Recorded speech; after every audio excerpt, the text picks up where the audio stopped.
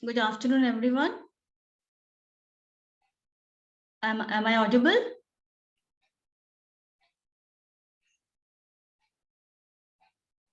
Yes, madam, you are audible. Yes, you are. No.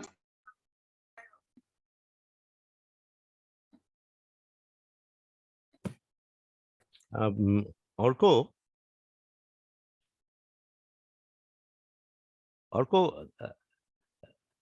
may I suggest something?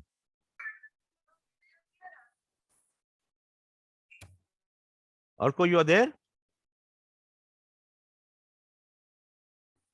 Yes, sir. Yes, sir. Yeah, I think you should introduce the students to the session today, and also tell them that, while myself and Prarthana will be making the presentation, at the end of the presentation, if they have any questions, they should raise their hands, and you can then entertain that specific question from that person. Instead of entering the question in a chat box or allowing everybody to speak about what they want to say, I think they should raise their hand, and individually you can then allow that person, unmute that person, and allow that person to ask the question. Do you think that is practical? That is the way we are going to take it forward, sir. Okay. So we'll just wait for another 2 minutes. Okay. Then we'll start off with it. Okay. You tell me when we should start. Yeah. Yes. In the meanwhile, madam, if you can speak, then we will quickly test your audio as well.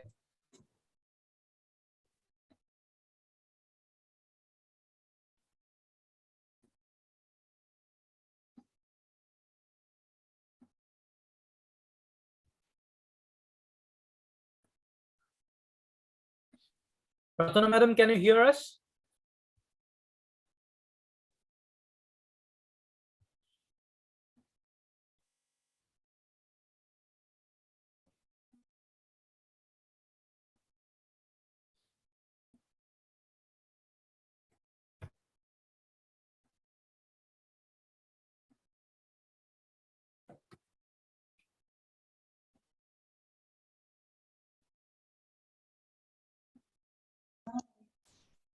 Good afternoon, everyone.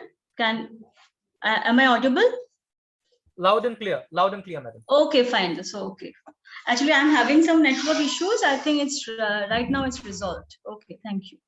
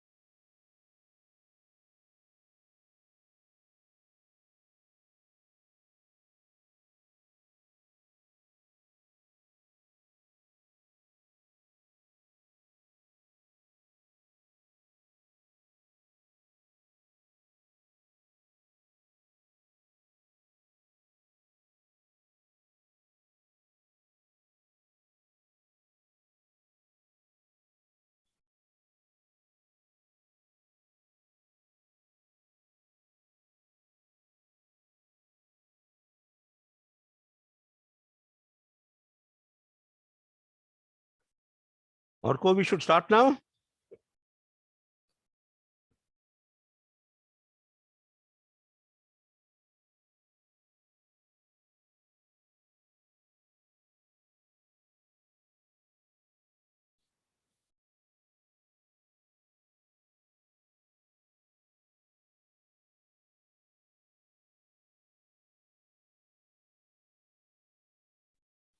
Yes, sir. We should. Okay. And anytime my audio is not, is either you're not able to hear anything, please interrupt and let me know. Definitely. Students, good afternoon. We welcome you to the budget session, or you can say the analysis of the budget, which had been presented in the Parliament by our Honorable Finance Minister, Madam Nirmala Sitharaman. Now, it is very important for us to realize that what normally seems to be something very raw as far as it is concerned, but the decisions taken or the policies framed play a very crucial part in our daily lives. We might not be really aware of it, but they do have an impact on us, the way we look at economy at large. Normally for working class, we focus only on one particular thing, that is the tax slab. We who are working and we come under the taxable category of employers, we keep an eye on that. Has that been revised or not? That is the primary and perhaps the only thing for majority of the Indians coming under this tax bracket. But students, honestly, there are a lot more to it than merely the tax slab. And that is why we thought of presenting in front of you the budget session, which will be presided over by Professor P.K. Banerjee and Professor Pradhan Banerjee. Only thing we need to understand is how we are looking at the budget at large, the points, the nitty-gritties that we need to take into consideration. I believe the second years have joined in. They will be starting off their professional career. It is more so important for them to understand what is awaited for them. And for the first years who will be stepping into the second year, and your interviews are around the corner, as we have shared, the companies will be expecting you to have that critical analysis. And you never know, you might even be asked questions. So who better than P.K. Banerjee sir and Pradhan madam to take us through the entire plethora of the budget. Sir, without further ado, can we start now? Thank you, Orko. Good afternoon, students. I have not interacted with you much in the past, maybe just one or two occasions perhaps, but I really look forward to now talking to you about the budget. The budget is an annual ritual of the government of India, and similar rituals are also there in the respective state governments, which are the state budget. But we are going to discuss basically the central budget, which is of the government of the day at Delhi, which is applicable to the entire country. Now, before I get into the budget, I just want to narrate to you a development, a scenario which actually happened way back, almost, you can say almost 100 years back. Are you able to see the screen? Yes, sir, it is visible. Okay. Almost 100 years back. This was the Great Depression.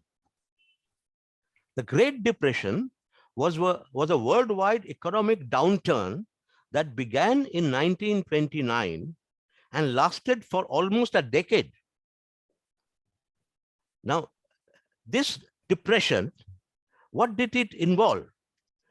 It was marked by steep declines in industrial production, decline in prices, which is called deflation. Just like if the prices are increasing, it is called inflation. If the prices are decreasing, it is called deflation. So we had a situation way back in between 1929 and 1939, when the industrial production was not only declining, but the prices were also declining. There was mass unemployment. Many banks failed, and there were sharp increases in the rates of poverty and homelessness.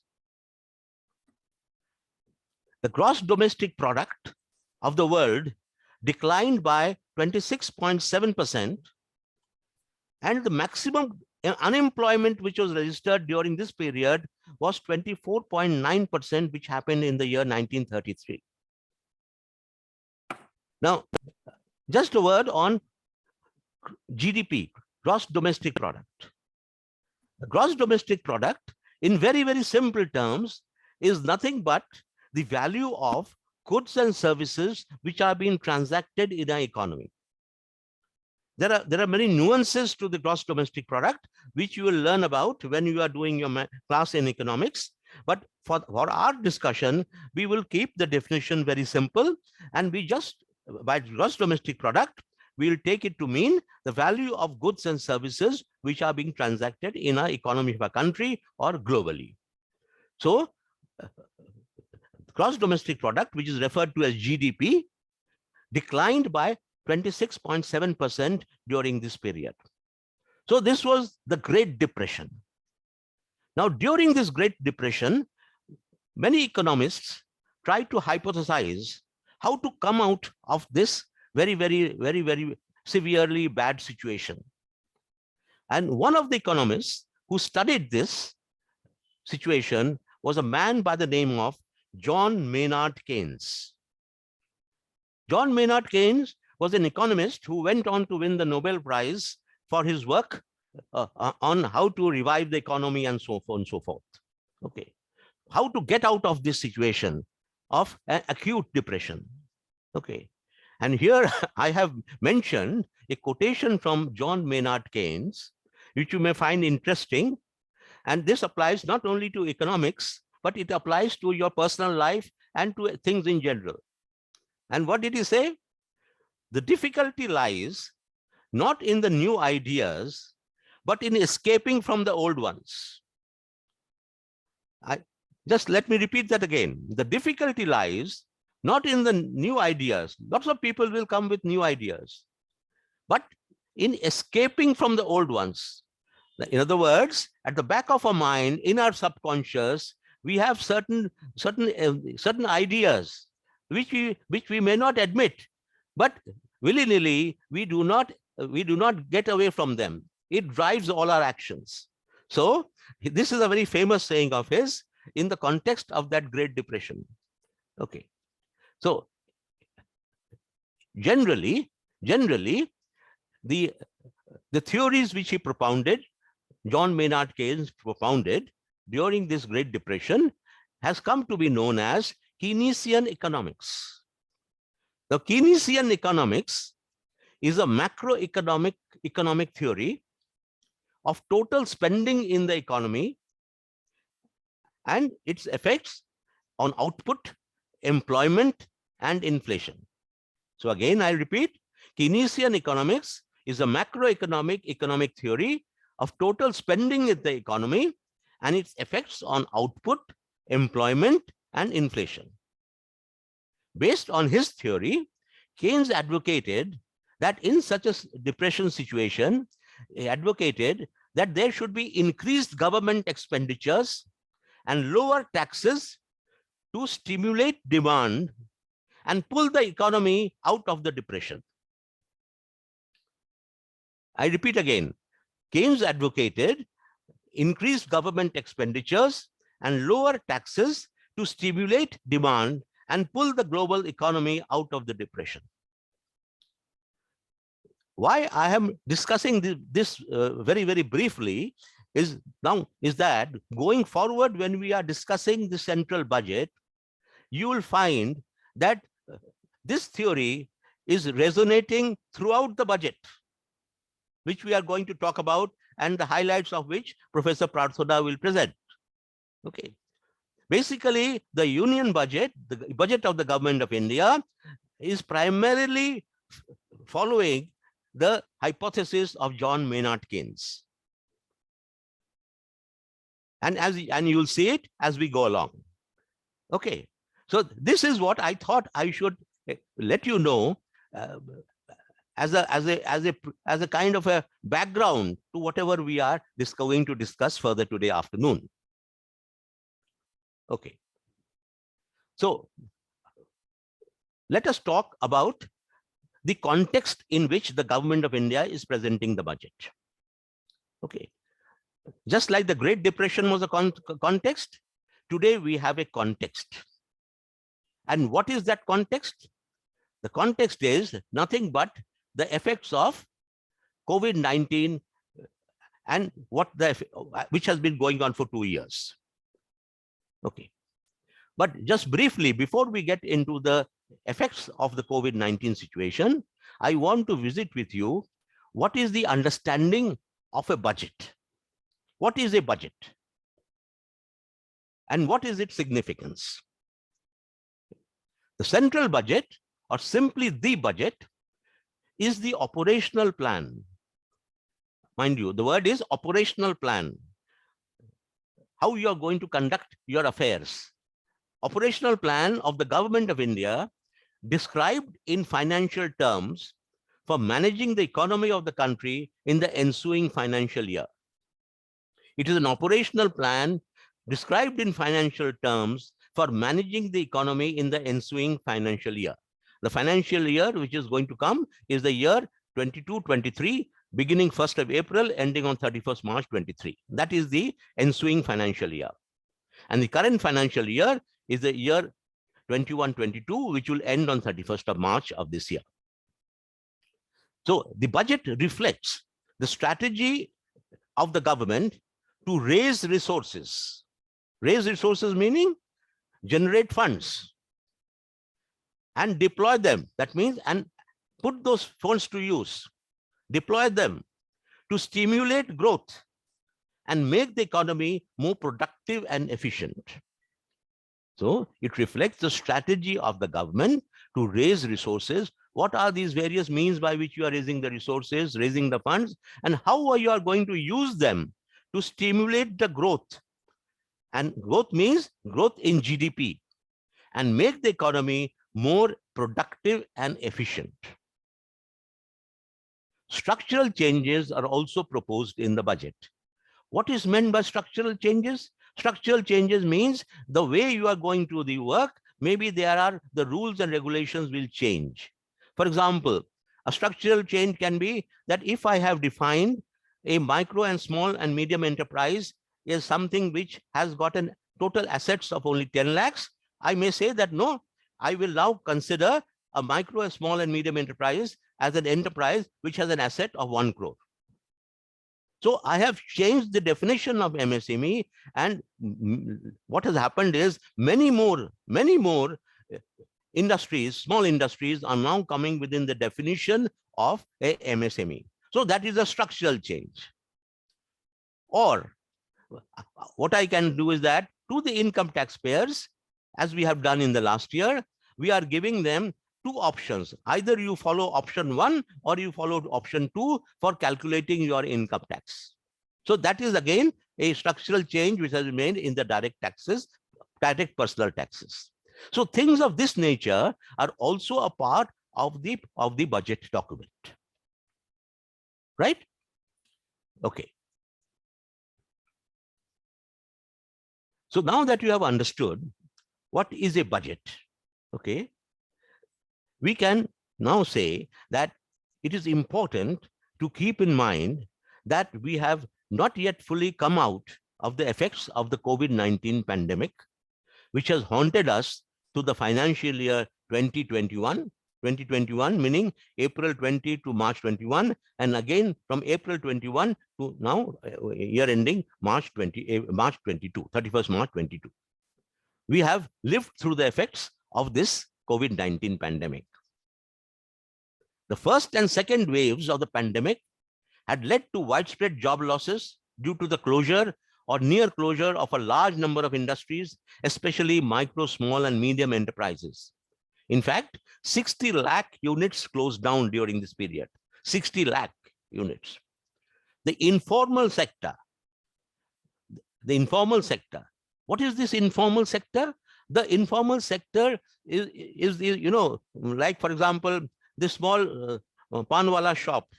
Okay, the people who are selling vegetables on the pavements, the electricians, the plumbers.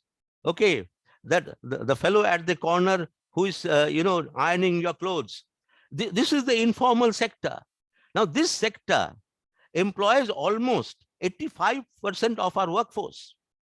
You know, and this informal sector was severely impacted, and yet to recover, and is yet to recover. You'll all appreciate this, that during the lockdown period and all, everything, these were shut. Everything was shut.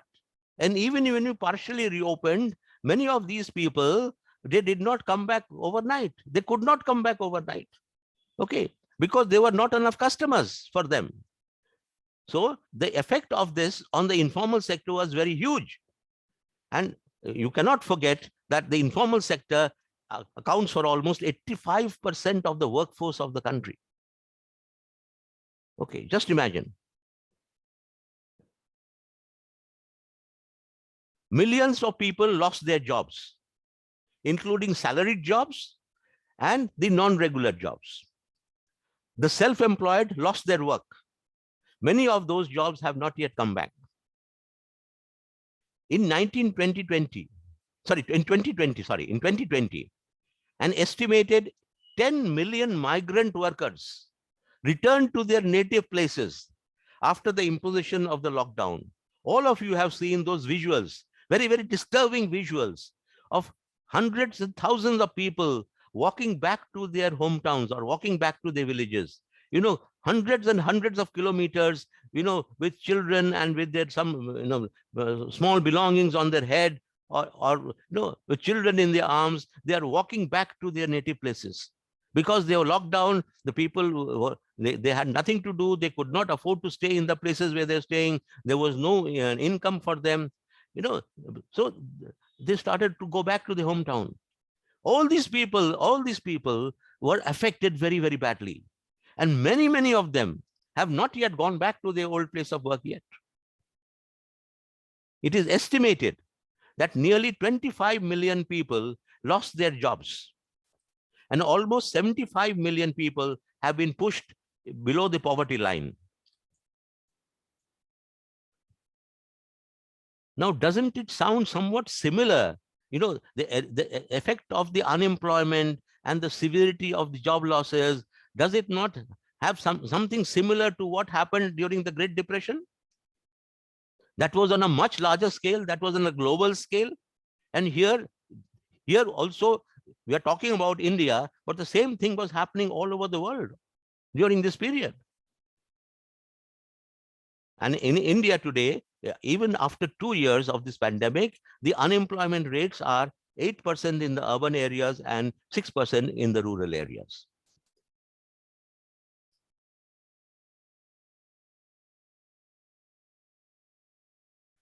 Now, just to again put this in the context of the GDP, the gross domestic product. Okay. Prior to the pandemic, between the years 2014 and 15, the country's real GDP had been growing at 7.1% per annum. So every year, the GDP increased from the previous year at an average of 7.1% per annum. Okay. Now, the word here is real GDP. Real GDP means that I am not adding the increase in prices to know the value of goods and services transacted. I am keeping the prices same as in the previous year. So real GDP measures the actual output of goods and services being transacted. The effect of price increase is not taken into account in this. So it is called real GDP growth. Okay. And if you take the prices into account, it is called the nominal GDP. So throughout our discussion, we will be talking about the real GDP. So the real GDP grew at the rate of 7.1% between the years 2014-15 and 2019-20. Okay. But in the year 2021, which was the first year of the pandemic, India's GDP contracted. Instead of increasing, it declined by 7.3%. This was the worst performance of the Indian economy in any year since independence. India's real GDP growth in 21-22 is expected to clock more than 9%, but please remember that this is on a lower base. Last year, the GDP reduced, it contracted to a particular figure. In the year 21-22, there is some revival, and that revival is expected to have a GDP growth of 9%. But when you calculate the 9%, it is based on a smaller base. It is not on an old base, it is on a smaller base. Because in the previous year, the GDP had contracted, it had come to a lower figure. So in the year 21-22, when you are calculating what is the growth, it is worked out on a lower base. But on the lower base, GDP is expected to be above 9%. Real GDP is expected to be above 9% in the year 21-22. But don't feel very great about it. Don't be very, very happy about it. Hurry, we are growing, we are growing. Let me tell you the real situation now. In financial year 2019-20, which was the last pre-COVID year, right? So 2021 was the first year of the COVID. 1920 was the first last normal year, pre-COVID year. Okay, the GDP of the country was rupees 145.6 lakh crores. Okay, in the year 2019-20, just before COVID hit you. Okay, the National Statistical Organization's advanced estimate for the real GDP in 2021-22, the year which we are going to end on 31st March 22, NSO estimates that the real GDP will be rupees 147.5 lakh crores. 1920, 2 years back, it was 145.6 lakh crore. We are ending 21-22, also very close to that at 147.5 lakh crores. Okay. Now, what is the significance of this?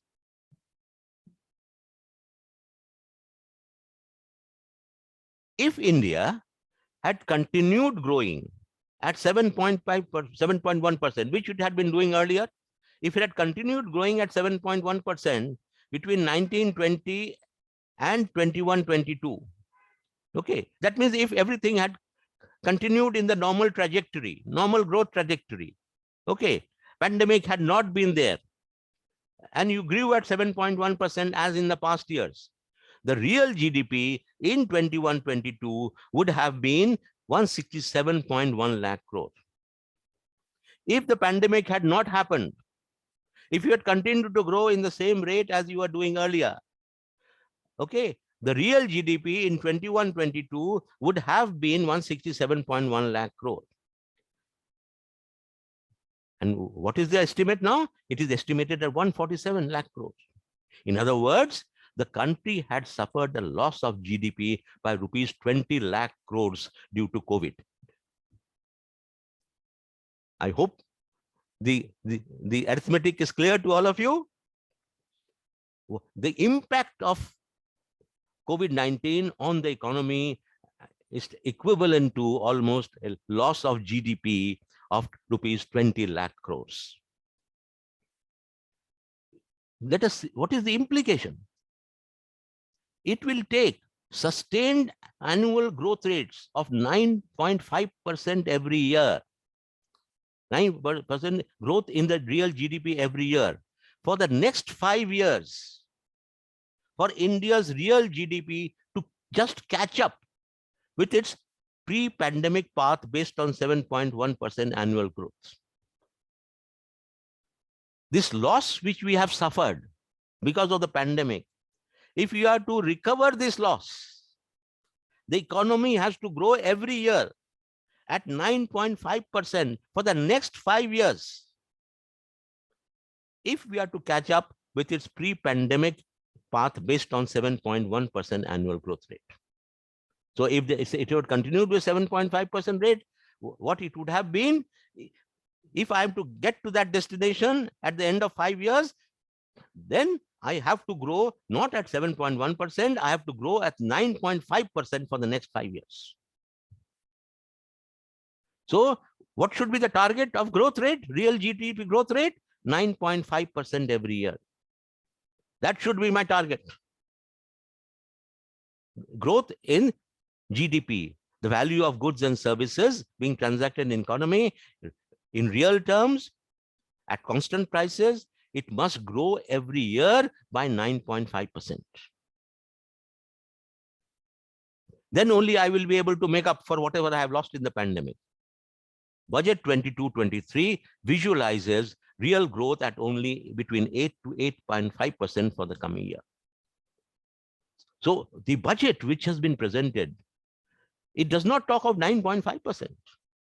It talks of only around 8%. It says between 8 to 8.5%. Okay. So in any case, we will be short of the rate at which we must grow to take the country back to where it was if it had not been hit by the pandemic. I hope you appreciate the significance of what we are discussing just now. So when we are going to talk about the budget, at the back of your mind, you please keep in mind that, is this enough? Is it right? What more can be done? Or what should not be done? Okay. The context is this. Okay. The context is also the millions of people who have lost their jobs. The context is also the people who are unemployed. Okay. And that is okay. And we keep hearing that the economy is recovered. The economy is recovering. Okay. Let me bring you to the reality.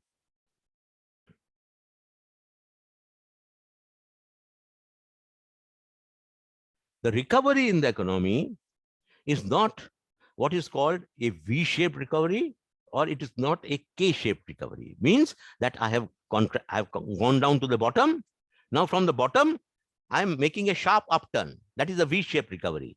Or I have gone to the bottom, and instead of sharp V-shaped, it is a U-shaped. That means it is a the gradient is more, is not so steep, the gradient is less. U-shaped recovery. But the Indian economy is recovering at what is called a K-shaped recovery. What is a K-shaped recovery?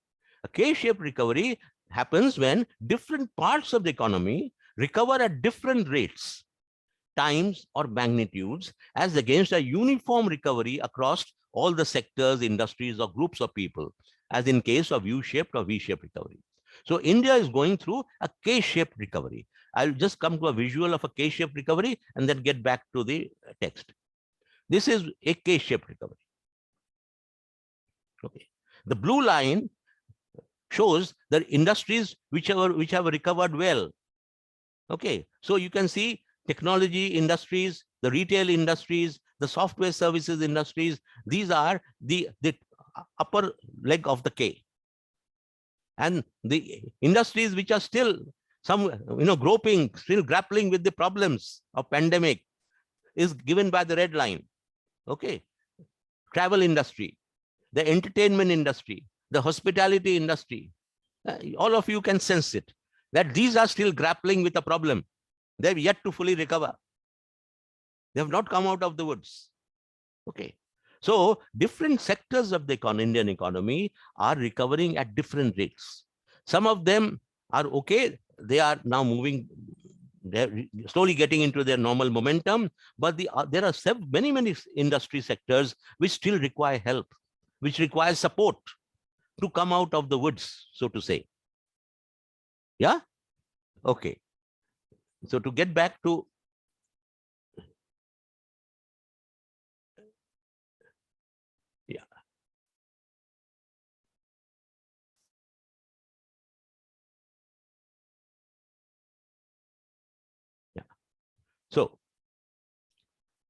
So now you have got a picture of where the situation we are in.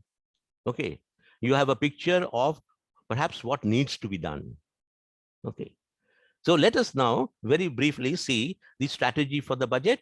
These specific highlights and all, Professor Prathana will deal with it. I will deal with just the broad strategy only. Okay. So what is the strategy of the budget? Sorry.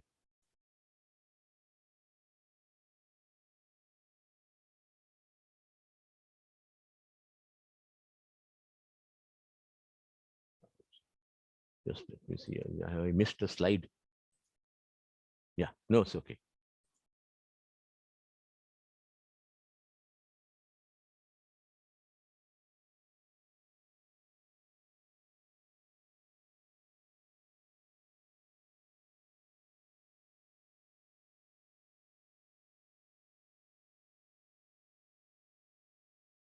Okay, okay, that's right.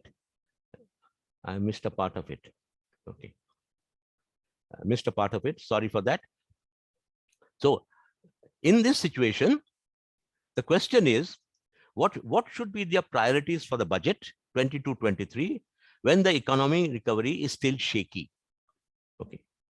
The gravest economic challenge facing India today is where the median age of the population, median age of the Indian population is 28.43 years. It is not 40 years, it is not 45 years, it is not 35 years. The median age of the Indian population is 28.43 years, 28 years old is the median age. So these people are entering the workforce, or they have just entered the workforce. So the biggest problem today is the fact that we have a very young population, and the young population is looking for employment. And if you are not able to give them employment, then this unemployment issue is the biggest challenge facing the country. Okay. Next challenge which is there is, in the pandemic situation, how will the micro, small, and medium enterprises and the informal sector recover? Okay. So let us take the case of employment. In a developing economy, an important indicator of the number of persons aged 15 years and above who constitute the workforce. The labor force participation rate, LFPR, is the proportion of the population that is presently employed or seeking employment. Out of the current workforce of 94 crores, the labor force participation rate is only 52 crores. People who are employed or seeking employment. The Labor Bureau estimates the number of persons entering the workforce every year as 47.5 lakhs. 47.5 lakhs people are entering the workforce every year. So when you talk about adding 12 lakh jobs per year, as the budget talks about, don't you think the number is too small and will only lead to more unemployment over the years? Here we are talking about 47.5 lakh people entering the workforce every year. And if you are going to talk about, I will create jobs for 12 lakh people, what happens to the remaining 47.5 minus 12? That means consciously we are saying that we don't have any plans for them. The unemployment will only keep on increasing. So these questions will haunt you when you discuss the budget. Have I done enough? Have I done enough? Now,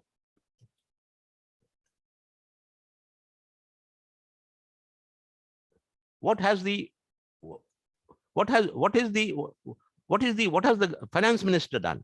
What has the government of the day done? The finance minister and the government of the day has chosen to focus on heavy government capital expenditure. Heavy government capital expenditure. Capital expenditure means on building roads, on building ports, on creating assets by construction activities, by building more new equipments and things like that. Heavy government capital expenditure to drive the real GDP growth, which is projected at 8 to 8.5%, as we saw earlier. This government capital expenditure is proposed at rupees 7.5 lakh crore. In the budget, it proposes a government capital expenditure of rupees 7.5 lakh crores, which is an increase of 36% compared to rupees 5 lakh crores in the previous year. So in the last 2 years, the government has been basically pushing heavy capital expenditure, government sponsored, government funded capital expenditure year after year. So in the year 22-23, it is proposing a capital expenditure of 7.5 lakh crores, which is over and above the 5.5 lakh crores, which it tried to do in the previous year. Now, how much of that 5.5 lakh crore has happened, that we have yet to see. But the strategy is basically spend more on capital expenditure, government spending on capital expenditure. This is something similar to what Mr. Keynes, John Maynard Keynes, had mentioned, and which is a part of his Keynesian economics. Government expenditure, increased government expenditure. That is exactly what the government thinks will take them out of the woods.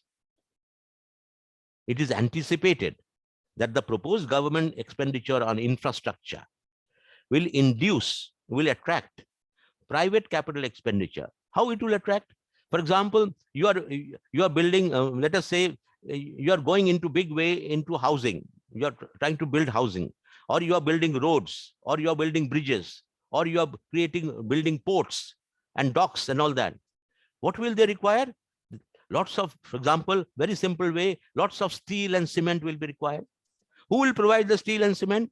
The private sector companies which are making cement and steel, they will provide the steel and cement. So they will ramp up their production. When they ramp up their production, they will employ more people. When they employ more people will get their salaries.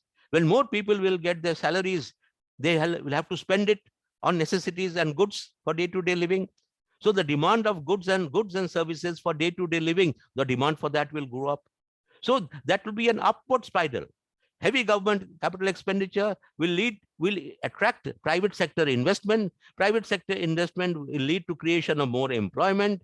Employment creation will lead to more money in the hands of the employees. Those employees will spend the money, and by spending the money, the demands for various goods and services in the economy will go up. So that is what the government of India is looking for. And we say that this is the demand which will stimulate demand or consumption, and it is a trickle-down effect of the heavy government capital expenditure. This is called the multiplier effect. Okay. Please make a note of this. This is the multiplier effect. Heavy government capital expenditure leading to private investment leading to creation of more jobs, and more jobs meaning creation of more demand or consumption in the economy, the multiplier effect. Okay. The question is how much of this government expenditure will happen and how soon it will happen. That is a very big question. So the issue is basically of implementation. Okay.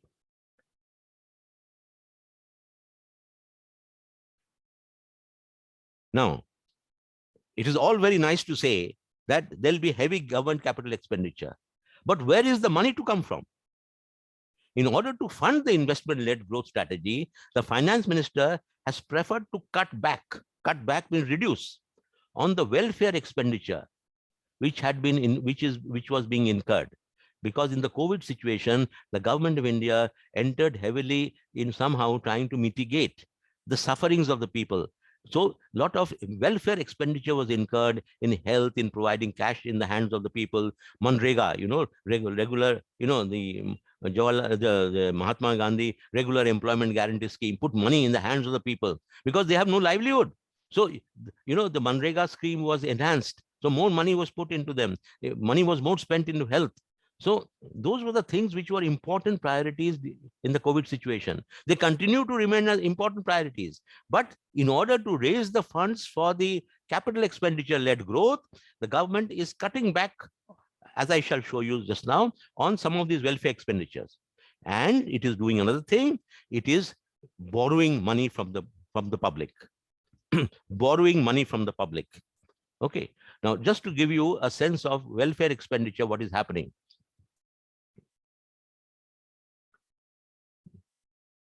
(21-22), and here you have proposed the budget 22-23. Okay, these are subsidies or allocations to these sectors.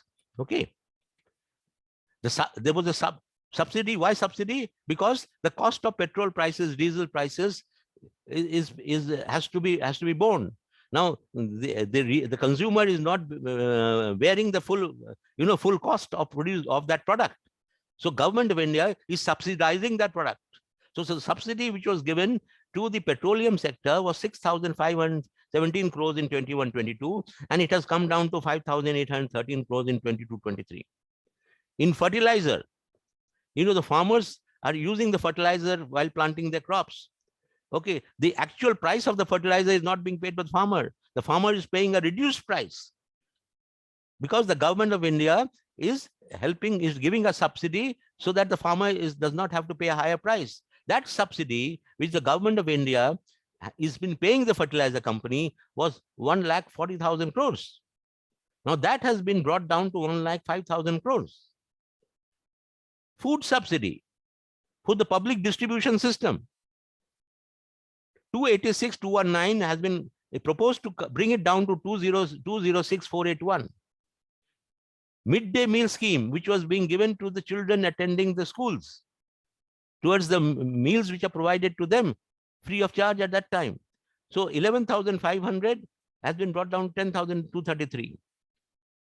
Crop insurance, more or less similar. Manrega, very, very important scheme. You see, the regular employment guarantee scheme, that means 100 days work we will give you because you have no work. We'll put money in your hands. This will be a direct transfer to your bank account so that you are able to live. You're able to buy your food and rations and things like that.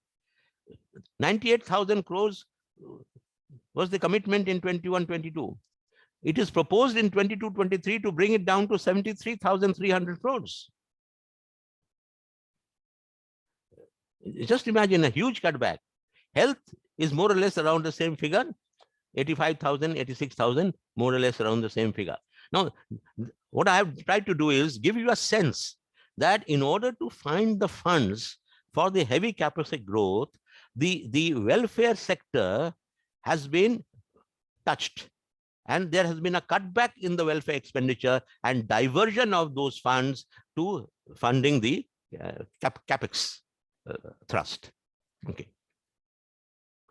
Now, to get back to our narrative, what happens is, so this is the welfare part. Now let us have a look at the borrowing part. Now, important concept which I'm just introducing here is what is called fiscal deficit. Pradhan ma'am will talk more about it at later stage. What is fiscal deficit? Fiscal deficit is the difference between the revenue of the Government of India, the money which comes into the hands of the Government of India, like taxes from different sources, direct taxes, GST, indirect taxes, and whatever other sources of income to the Government of India. And then the government wants to spend the money, deploy its funds according to the priorities of the budget. So if there is a gap between income and expenditure, this gap is called the fiscal deficit. Total income into the hands of the government, total expenditure by the government, the difference between the two is your deficit. From how this deficit will be made up? The deficit can be made up. One of the main ways of making up the deficit is to borrow money from the market, borrow money from the banks, borrow money from you and me, from the public at large. So these are what we call the borrowings of the Government of India. Okay. So in the budget proposes additional borrowings of rupees 11.6 lakh crores in 22-23 as against the revised borrowing estimate of 8.7 lakh crore in the current year. So in the year 21-22, which is going to end on 31st March, the government has already borrowed from the public, from the banks, okay, 8.76 lakh crores already as a part. already. Now, on top of that, it wants to borrow in the year 22-23 an additional 11.6 lakh crores. Now, how long you can keep borrowing? Okay, so if you keep borrowing at this level, what happens is the ratio of your total borrowings of the central government to the gross domestic, to the value of goods and services transacted in the economy, this rises to about 90%. The ratio of your borrowings, your cumulative borrowings of the government of India as a ratio of your gross domestic product, it has risen to 90%. Okay, that means the debt is almost equal to the GDP. Debt is almost equal to the GDP of the country, which is higher than China and comparable to that of Brazil and Argentina, okay, which are bad cases, right? So I have a slide here, which is a quick visual here. This is almost rising to 90% of the GDP, your public debt. Brazil, Argentina, this is for the year 20, they were at 100%, 96% and all that. Okay, China was way down, okay, 60%, around 60%. So even if this has increased during the pandemic, this would have gone up. Okay, this would have gone up somewhat, but still we are in the top slab of very high GDP to debt to GDP ratios. Okay, so we are touching the upper side of how much you can borrow. Okay. This fiscal deficit, which you have just now explained to me, is expected to be 6.4% of GDP in 22-23, as against 6.9% in 21-22. Fiscal deficit shot up to 9.2% in the year 2021. The difference between government income and government expenditure, the gap went up to 9.2% of GDP in the year 2021. It has reduced, but yet to be brought down to a more acceptable level. Continuing high fiscal deficits lead to inflation. This is the economic factor aspect you have to learn, and you will come to know more about it when you read when you are studying macroeconomics. That high fiscal deficits invariably lead to high inflation, and high inflation is nothing but a tax on the average citizen. If prices are all going up, in other words, I have to cut back on my expenses in order to meet the higher prices of everything. So what is happening now?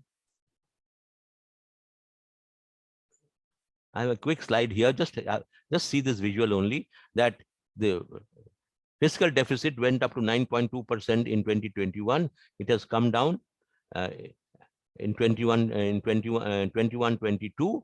Budget, it is expected around 6.8%, and in the proposed budget 22-23, it is expected to be about 6.4%. But just see, in the past, this fiscal deficit was in the vicinity of, in the range of 3 to 4%, 3.3, 3.3, 3.4, in the 3 to 4%. This went up because of the impact of COVID from 4.6%. It went up 9 point, it come down to 6.8. Hopefully, it will come down to 6.4. So this is what is happening to the fiscal deficit, which is a very, very important factor in the economy. Okay, so whenever you make the budget, you have to keep your deficit in mind. What is the gap between my income and my expenditure, proposed expenditure? Because this gap I have to borrow, and I cannot keep on borrowing endlessly. If the borrowing goes beyond a certain limit, I will be in deep trouble. Okay, so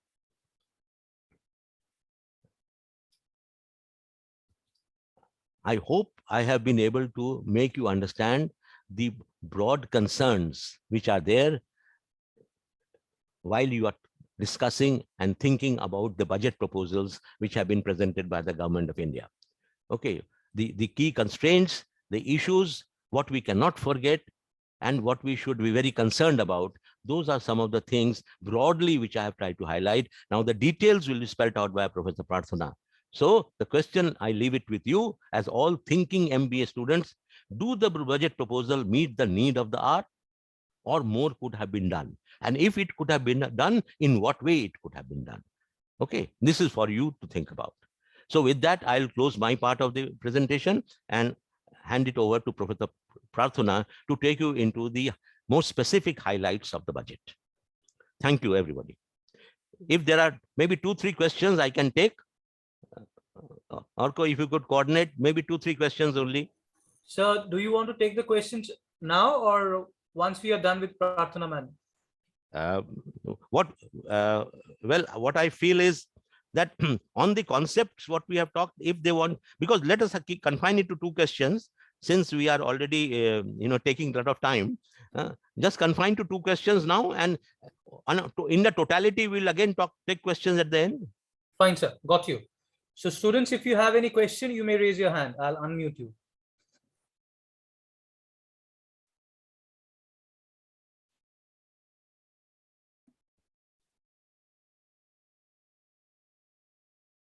If you have any questions, please raise your hand, else we'll ask Prarthana madam to begin with her portion of the presentation.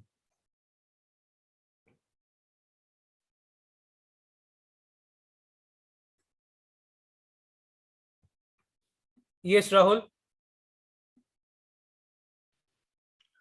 Sir, my question is, if the fiscal deficit is increasing, why not this RBI is changing its monetary policy and revising the repo rate, keeping it at 4%?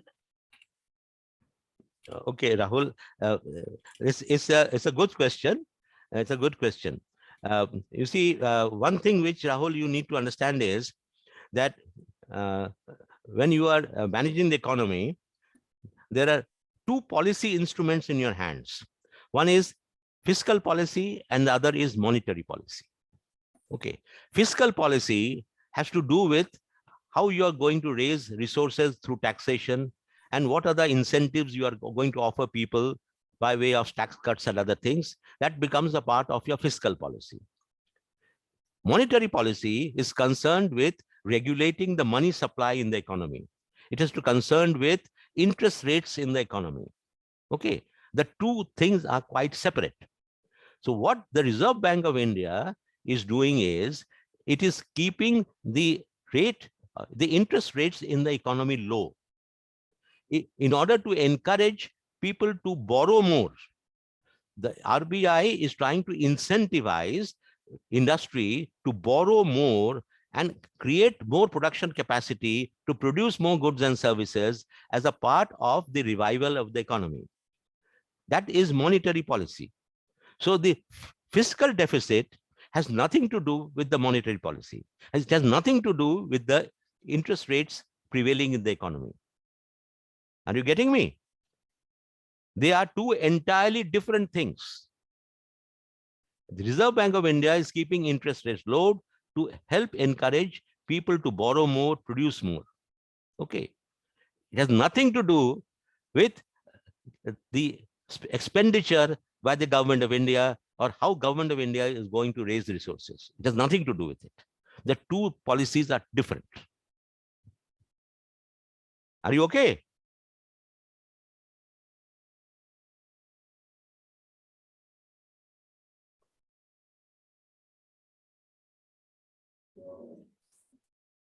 I hope it has answered your question, Rahul.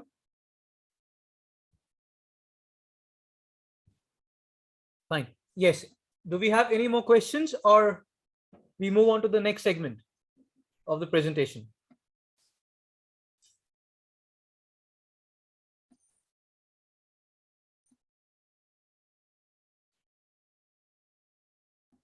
So with no more hands getting raised, I believe we can ask Prarthana madam to join in with her portion. Okay. So I'll stop share. Yes, sir. You can do that.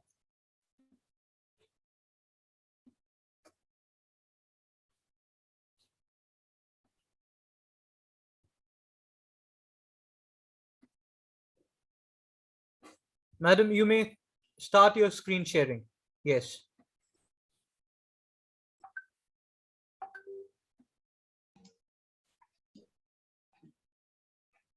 Good afternoon, everyone. So am I audible? Yes, madam, you are audible. Okay. Thank you, Orko. Thank you, PKB sir. It was such a lucid explanation. I was reminding of my classes, my macroeconomic classes, the way you rather you discussed in a simple manner. And so right now, students, I see that there are a combination of first years and second years. So second years, whatever I will be telling you, besides the highlights, the terms, you may have come across if you have done the online classes of macroeconomics. And for first years, definitely, for some of you, if you are not from this finance background, then the terms may be new to you.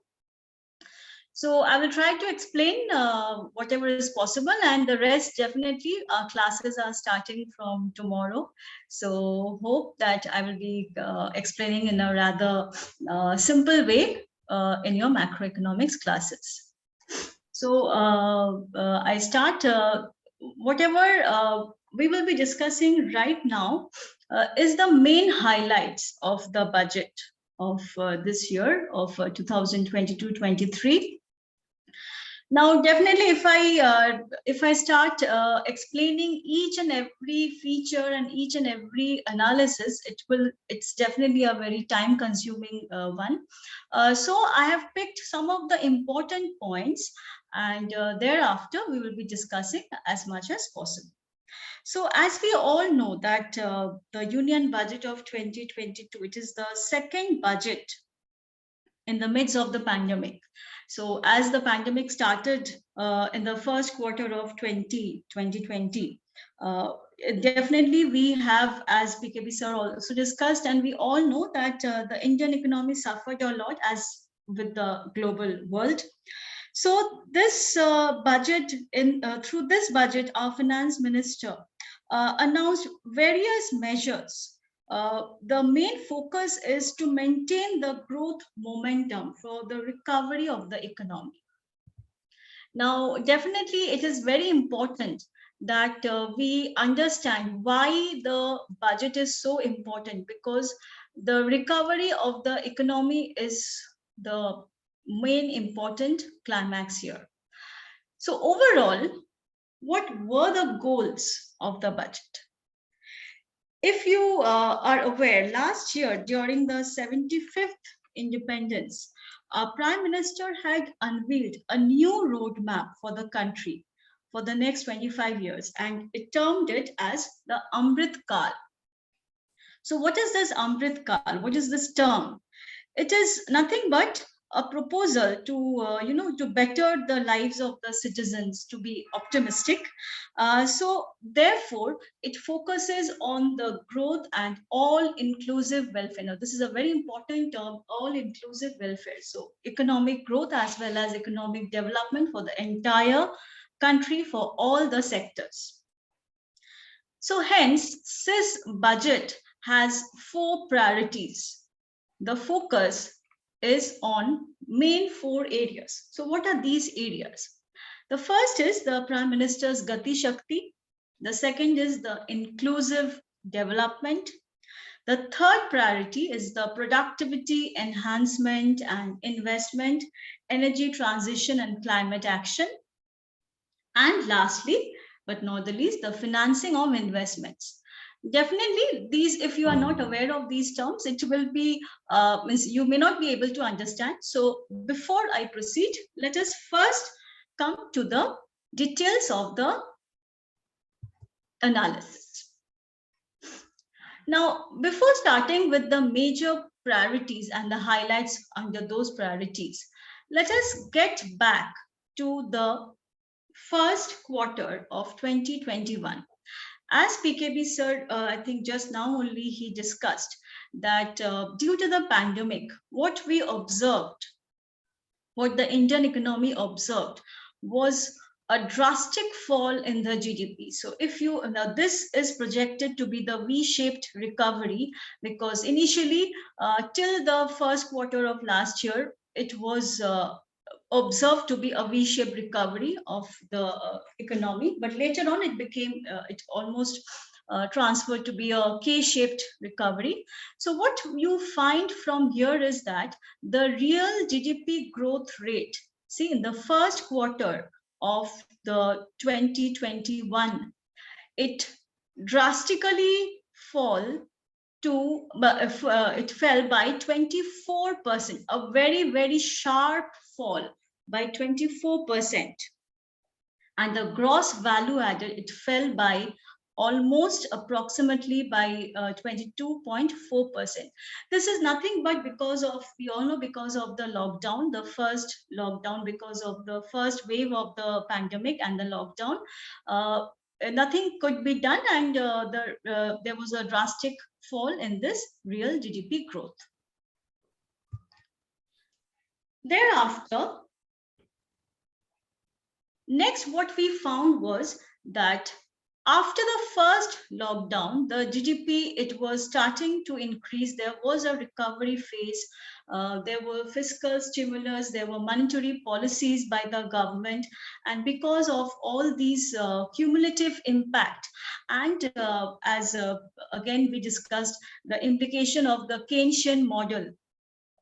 So implementing the fiscal stimulus, the fiscal packages, as well as the monetary reforms, through this recovery stage, the GDP was increasing almost, say, the expectation was to be around 8%. But then again, we faced the second wave, which was around, say, the first quarter, and in between the first and the second quarter of 21-22, and hence because of that, again the GDP, it fell. So right now we are expecting the recovery stage to sustain this recovery. The GDP should increase at least by 8%, or anything between 8 to 8.5%. However, this budget, it is projecting definitely a very highly optimistic percentage rate. I will be, in my view, the growth projection is 9.2% in the current fiscal year. Definitely, it is focusing on the 4 priorities, on more job creation, on high capital expenses, and with all-inclusive development, digital economy, tech-enabled development. Focusing on all these, the growth projection is almost 9.2%. So we have to wait and see how much we are achieving, but that is the projection. Next, we come to an overall analysis of how the economy is recovering, or how we are going through the recovery stage. Because as you all know, it is a very, very important part of Indian economy, that for 2 years, after suffering through the pandemic, it is finally high time that we are recovering from this, and we are increasing our GDP growth rate. So to start with, the first thing is, what has been the vaccine coverage? We all know that, if you can see this graph, is it visible properly? Otherwise I will just zoom it a bit. Can anyone tell me, is it visible properly? This graph.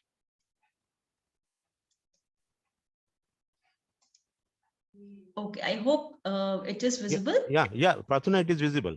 Okay, sir. Okay, thank you. So let us first find out what is the vaccine coverage in India.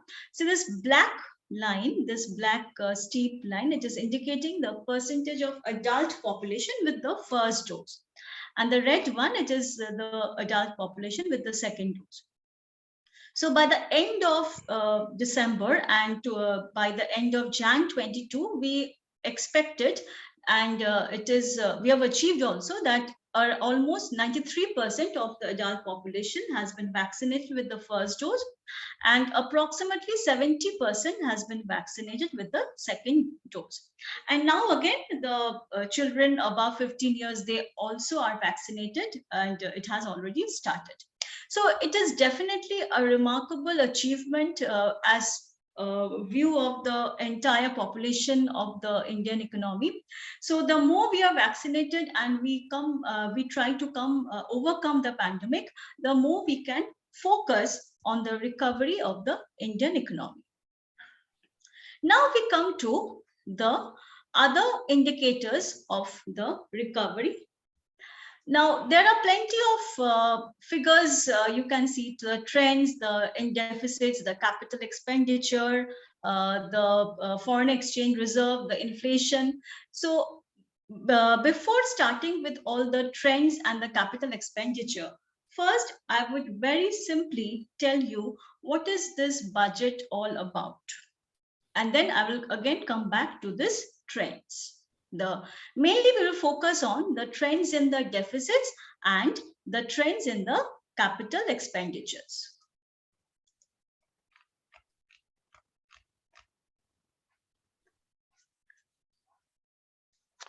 So before analyzing the budget, first I will be telling you the meaning of certain aggregates of the budget. As we all know that most of you are students and you may not be aware of the terms. So when we analyze our budget, there are two parts to it. One is the revenue budget and the other is the capital budget. So in this slide, you must be seeing that from where is the rupee coming from and from where the rupee is going to. So what is the meaning of this? It means that when the government is, say, earning something or it is planning to spend, so where it is planning to spend, on what areas it is spending, and how is the rupee coming from? It means that what are the sources of revenue for the government? If it is spending this amount, then how and from where it is earning. So this is all about overall classification as the revenue and the capital budget. So when we talk about the revenues, there are two types. One is the revenue receipt and the capital receipt. So what is revenue receipt, or what is the say capital receipt of the budget? Overall, what is the budget receipts? These are nothing but the sources from where the government is earning. So from where is this rupee comes from? So what are the sources? The sources are of two types. One is the revenue receipt and the capital receipt. So what is the revenue receipt? These are the receipts that is neither creating any liability or it is not reducing the assets of the government. Definitely, you'll be studying more in detail in your macroeconomics classes, but in a nutshell, these are mostly the revenues earned from the normal activities of the government. So what are the sources of these revenue receipts? There are two sources, mostly the tax revenue and the non-tax revenue. So now from here, you can understand what can be the tax revenues, the different direct tax and the indirect taxes and the other excise duties. So when the government is earning from the direct taxes, from the indirect taxes, from the duties, these are all what is termed as the tax revenues, which is a part of the revenue receipt of the government. Now, is it only tax revenue? Not so. The government also has other sources of revenue, which is termed as the non-tax revenue. So what is this non-tax revenue? See, non-tax revenue. The non-tax revenue, these are, say, for example, the revenues which is earned besides the tax. Say, for example, the interest on loans. Say, for example, the fines and the penalties, the grants, the profits and the dividends, say, through the public sector undertakings. So these are all the non-tax revenue. Besides that, we also have the capital receipts. Now, what are the capital receipts? What are the sources of capital receipts of the government? The capital receipts are which creates a liability or reduces the asset of the government. So what are the sources of the capital receipts? They are the borrowings from the government. Now, what are the borrowings? The borrowings of the government, it can be from the open market. It can be from the Reserve Bank of India. It can be from any foreign government, or it can be from, say, the foreign financial intermediaries, say from the World Bank, from the IMF. So majorly, when we say capital receipt, it is mostly the borrowings of the government and the recovery of the loans and other receipts. Okay, so this is the overall understanding of the revenue side of the government. So now let us find out what is the allocation, what is the estimate of the revenue receipts and the capital receipts of this year's budget. So from here, what we can understand is that for every percentage, what is the liability, what are the borrowings and liabilities? It is 35%. So the source of revenue is 35% from borrowing and other liabilities. Income tax, it is 15%. Union excise duties, it is 7%. Corporation tax, it is 15%. GST 16%, customs 5%, non-tax revenue 5%. So what is the meaning of this? Very simply, it means that, say, for every rupee, for every 1 rupee that the government is earning, for example, then 35 paisa is from the borrowing and other liabilities. Say 5 paisa is from the non-tax revenue. Say 2 paisa is from the net non-debt capital receipts. Say 15 paisa is from the income tax and thereafter. So this is how the government is estimating to earn its revenue. Next comes the expenditure, the receipts. So once it is earning, where is it spending on? So how is it spending? So as we have the revenue receipts and the capital receipts, similarly, we also have the revenue expenditure and the capital expenditure. So what is the revenue expenditure? Some example, I'll just give you some examples. Firstly, how do we classify it? The revenue expenditure, these are not creating any assets, or it is not reducing the liability of the government. So how is it financed? It is financed mostly by the revenue receipts. So revenue expenditures are mostly financed by the revenue receipts. Say, for example, the salary of the employees, then say the interest payment, the pensions, say the subsidies. These are all the revenue expenses. Now, besides the revenue expenses, we also have the capital expenditures. Now, what is capital expenditure? I think PKB sir mentioned, but again, I'll just repeat. What is capital expenditure? It is the, you can say it is the money spent by the government, say in the form of investments, in the form of developing, it is spending towards, say, creation of assets for long term. Okay. So overall, therefore, when we say capital expenditure, it is creating the assets, say expenses on land, on machinery, investments in the shares, and etc. So overall, therefore, from the expenditure side, we have the revenue and the capital expenses. So this year's budget means the budget of 2022-23. How is the allocation? Say 4% goes to pension, subsidies is 8%, 8% goes to defense, 20% on the interest payments, 15% on the central sector schemes, 10% on finance commission and other transfers, and thereafter. So this is the allocation that has been estimated for the union budget of 2022-23 based on the revenue and the capital budget.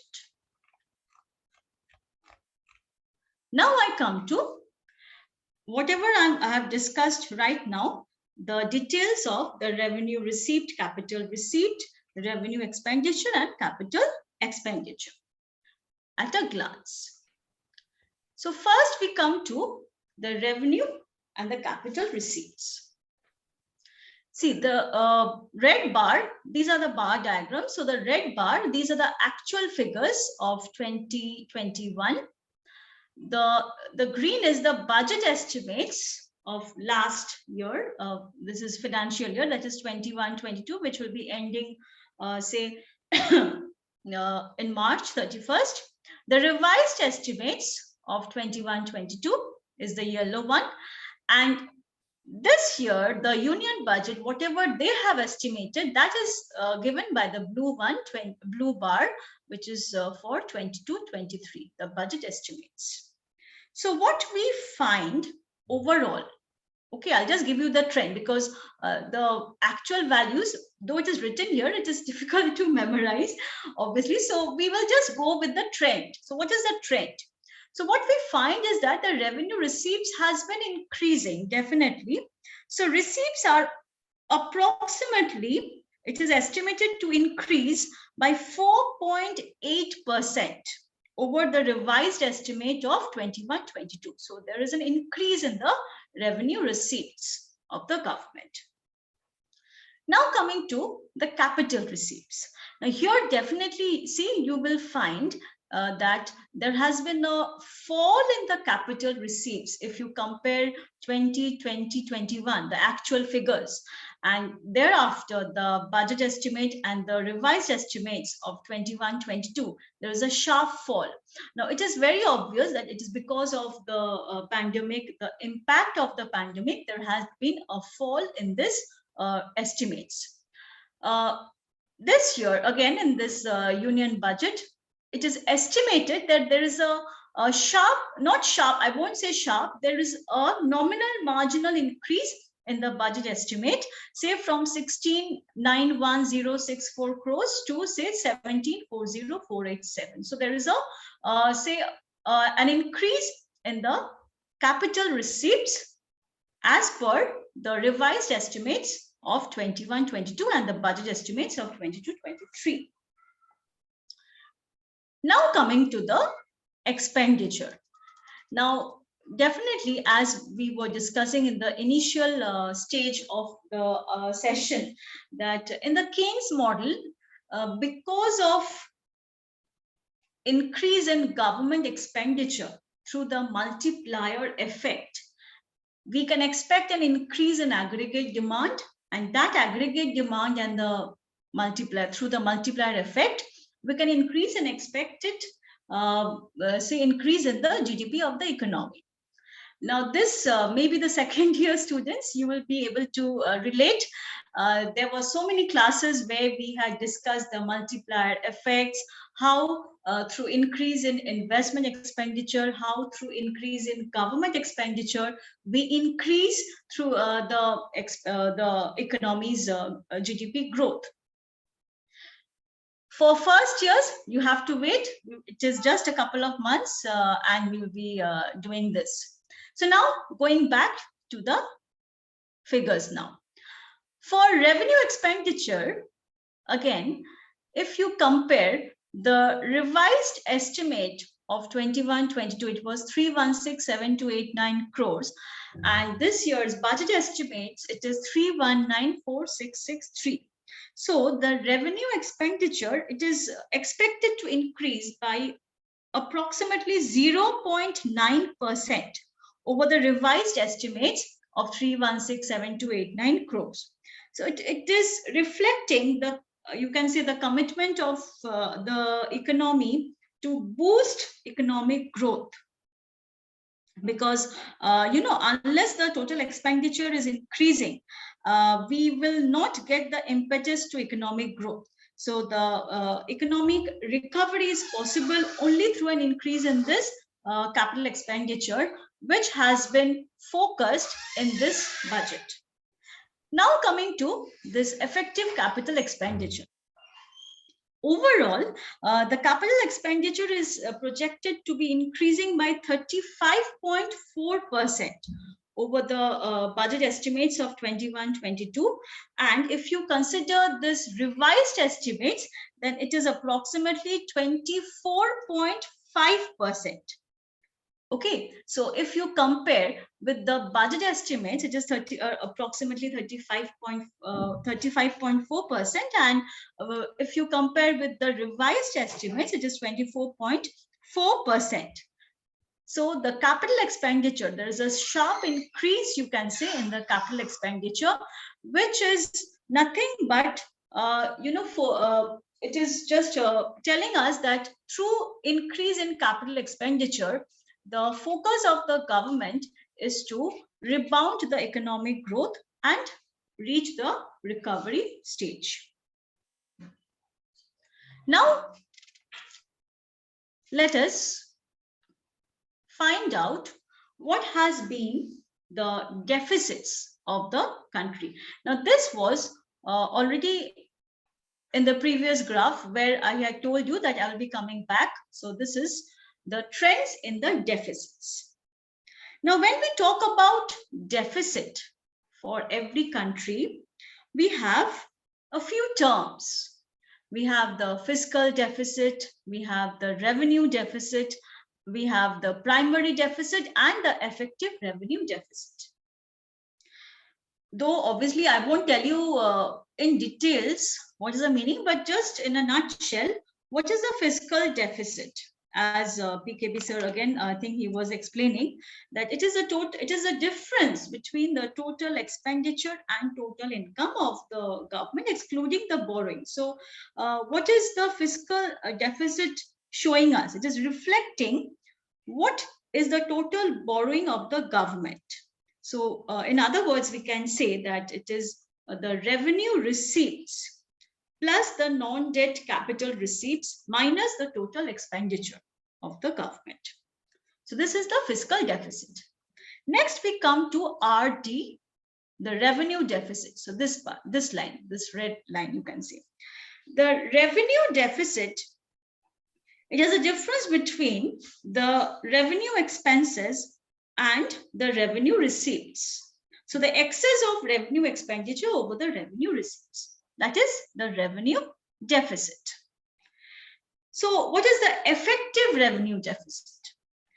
Effective revenue deficit, it is the revenue deficit if you from the revenue deficit, if you subtract the grants for the creation of the capital assets, then you will get the effective revenue deficit. And lastly, the primary deficit, it is the fiscal deficit minus the interest payments of the government. Definitely means right now I'm just telling you very briefly. Later on, when we will be doing our macroeconomics classes, we will be coming into these things in a very in-depth detail. So overall, therefore, for the country, what we can see over here. Here, the fiscal deficit. See, the fiscal deficit is this blue line.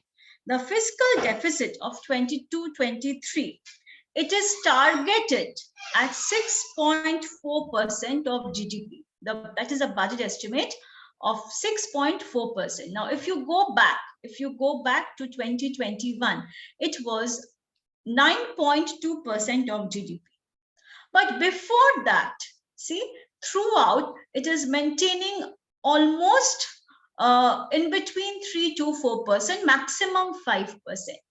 Okay, but because of the pandemic, because of the first and the second wave, it was a sharp increase by 9.2%. But this year's revised estimate, the budgetary estimate, is 6.4%. It is somewhat lower than the revised estimate of 6.9% of 21-22. Now coming to the revenue deficit. See, the red line, you can just compare. The revenue deficit in 2021, it was almost 7.3%. Now coming to the budget estimate of 22-23. The revenue deficit, the target is 3.8%. So again, we see that it is lower than the revised estimate of 4.7% of 21-22. And lastly, we come to the primary deficit. The primary deficit, the budget estimating is that it is 2.6% as against 5.8% of 2021, and the revised estimate again it was approximately 3.3%. So overall, therefore, what we can summarize from this part, that the deficits, the revised estimates are say much lower than what we had gone through in the 2021 year because of pandemic, because of the lockdown. And finally, the budget estimates are further lowered. The target is further lowered than the revised estimates of 21-22. Now we have to wait and see how much is achieved. Whatever has been analyzed here, whatever has been the target, how much we have achieved through these trends. So this is the overall, the budget at a glance. Now, how we can achieve it?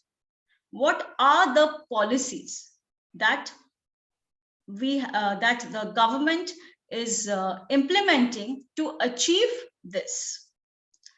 Okay, just before that, the capital expenditure. Yes, as I had told you already, that there is a increase in the capital expenditure. It had reduced a lot during the lockdown period, and then now it is again the budget estimates. It is a sharp increase by 35.4%. So if the government is targeting, say, a robust growth of almost 9% with new jobs, with employment opportunities, with increase in capital expenditure. So what are the policies? So now we come to the policies. These were the analysis of the budget. So now we come to the policies. Through what are the structural changes? What are the reforms that the government is implementing through which we can achieve this? Now, these are definitely, you can say, highly optimistic policies based on the 4 priorities. So I won't go into much detail, but overall, as I told you, based on the 4 priorities of the government, which was the Prime Minister's Gati Shakti, then the inclusive development, then productivity enhancement and financing of investment. So based on these 4, the government through this budget, it is trying to recover. So I'll just focus on a few of the main points. Now, what is this PM or the Prime Minister's Gati Shakti, this model? This was launched in, I think, last year, October 2021. So it is nothing but a digital platform. So platform which aims to bring all the 16 ministries, which is including the railways, including the roadways together for a coordinated implementation of the infrastructure and connectivity projects. It's almost a 100 lakh crore project for developing the infrastructure. So what is the major focus of this? It is a national master plan aimed at world-class modern infrastructure. It aims to complete 25,000 kilometer national highways in 22-23. Then a unified logistics interface platform. More important, 4 multimodal logistics parks, which to be awarded in 22-23. Then we have the integration of postal and railway network, facilitating parcel movement and so on. So these are all the projects under the PM Gati Shakti. Now, these obviously you will be getting in any of the websites, so I'm not going into much detail about this. Focusing now on education and health. Now, we are the best person to understand how education sector has been severely hit, right, by the pandemic. So as per the education budget highlights of 22-23, more or less the total outlay for the education sector, it has increased. It has increased by 11%. And the higher education department's budget, it has increased by 6%. So what are the major focus on this area? Firstly, the e-Vidha program expanded. So what is this e-Vidha program? The one class, one TV channel program. It has been, should be expanded to 200 TV channels. So what is the main focus of this? The focus is that to enable all the states provide supplementary education in regional languages from class 1 to class 12, so that there is an overall education. The next is the virtual labs and skilling e-labs to promote critical thinking, skills, stimulated learning environment. Digital university will be established with world-class quality universal education. And lastly, for teachers training, high quality e-content through digital teachers. Now coming to the health. One major thing for the allocation of the health sector, it has been that there is a hike of 16% over the last year's budget. But one thing to be noted, that the expenses on mental and public health, in the last 2 years, the expenses were increased a lot because of the lockdown and the COVID. The mental and public health expenses there was a sharp increase in it. But this year's the spending, the expenses on the mental and public health, it has been reduced due to lower requirement of vaccination. So definitely there is a reduction in that, but overall there's a 16% hike of as compared to last year's budget. Besides that, the other points are the national digital health ecosystem will be rolled out, national telemental health program will be launched, integrated architecture, all the missions to be launched, and so on. These are all the programs which they are expected to launch in the near future. The second priority is the all-inclusive welfare focus, all-inclusive development. The major projects, this project, I think everyone has heard of this project, Har Ghar Nal Se Jal. So a major focus is on this project, and to complete this project, 3 crore households to be covered in this project, and the government has also allocated major funds in this project. The other projects in this inclusive development, it is PM's Awas Yojana, then aspirational blocks program, etc. So I'm not going into such details. One major thing you can see the digital banking by post offices. This is something which is, if it is done, it will be very interesting and important. 100% of post offices to come on the core banking system, and the scheduled commercial banks to set up 75 digital banking units in 75 districts. So all digital payments. So hope these are, we get to see all these developments, infrastructural developments and high-tech developments. Next, we come to the financing of investments. There are two major things in this financing of investments. The first is the public investment to continue to pump private investment and demand. And this is a very important thing. The introduction of digital rupee by RBI, which is expected to start in 2022-23. So overall, therefore, these are the priorities of the government and the budget of 22-23.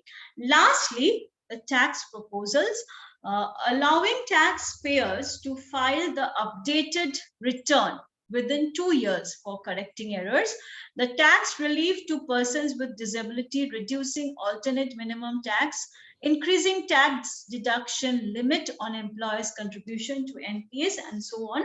So overall, these are the tax proposal. So one thing I wanted to share, just look at this graph. It is the GST collections during 21-22. So what we find here is that, because of the nationwide lockdown, it is obvious that the GST, there was a sharp fall in the GST collection.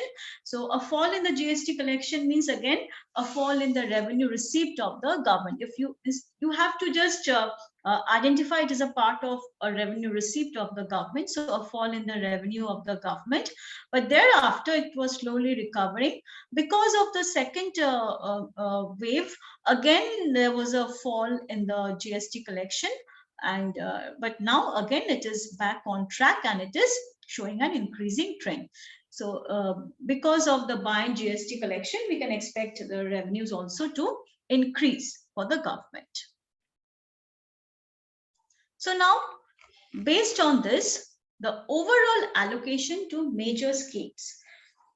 What has been the allocation of the budget to the major schemes, which will focus on the overall growth and employment opportunities? So what the government is focusing on these major schemes is that because of these schemes, there will be employment generation, there will be economic growth.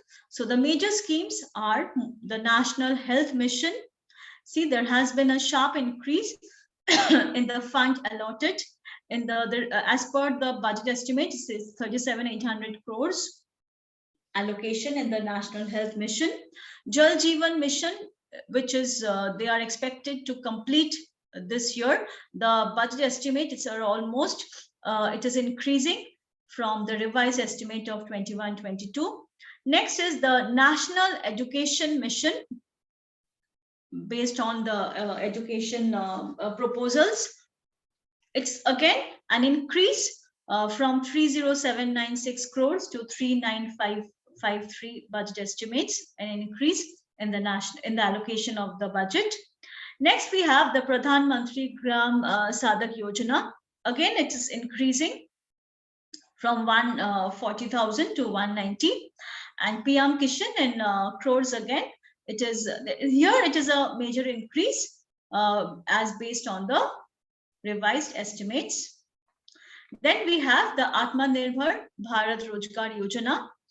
Based on this, we are expecting employment generation, job opportunities are expected to happen.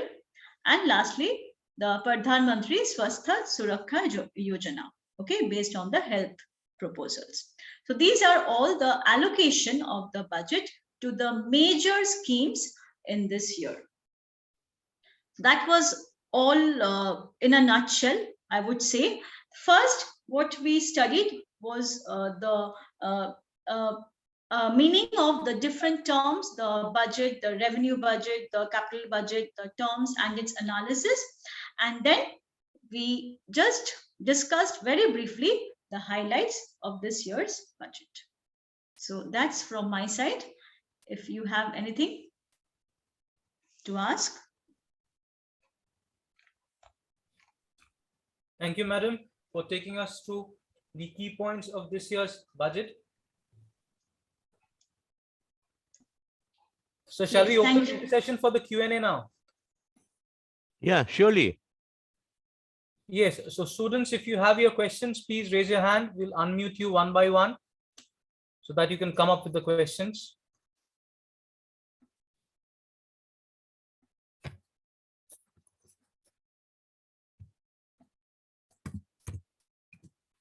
I see we have also been joined by Bishojoy sir.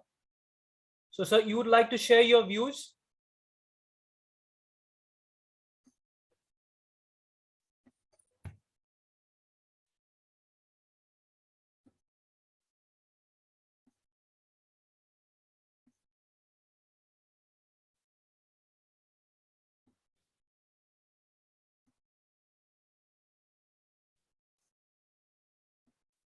So if you want to say anything.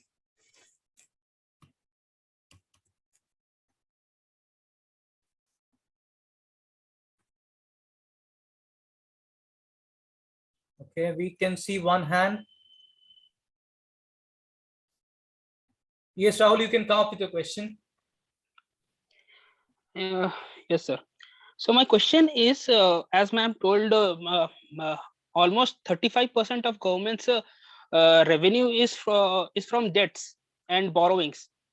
Now, the actual question is how much the deficit number of 6.4% is achievable, because from the graph what we can evidence is it has plunged down from 9.2% to 6.4%, and there are global oil price deflations as well. So recently we have also evidence that this year India also needs to repay a lot of government bonds as well.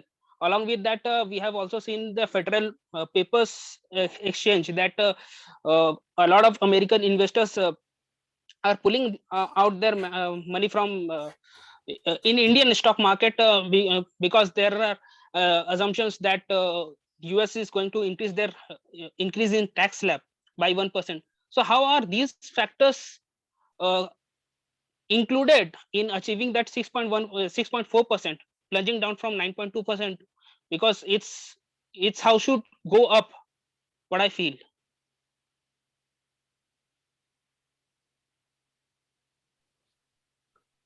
Pradhan, would you like to answer that, or can I just come in? Yes, I'll just say once and then you can carry on. Yeah, please. Yeah. Yes. See, fiscal deficit, it is reflecting the borrowing requirement of the government. Okay. So if it is increasing, what you said is it should increase, but if it is increasing, it is not good for the economy, because that shows that the economy is not self-sustained. It is not, it is increasing its borrowing to sustain the economy, for the growth of the economy. Hence, if it is reducing, that is a good thing for the economy. So how can it reduce? It can reduce, say, in this budget, it is reducing through the reduction in the subsidies, through the emphasis is based on the tax-based revenues. Okay, so it is definitely not good that if the fiscal deficit is increasing, which was which had increased almost 9.2%, that was not good for the economy, but because that showed that the economy was relying more on the borrowings of the government, which is not good.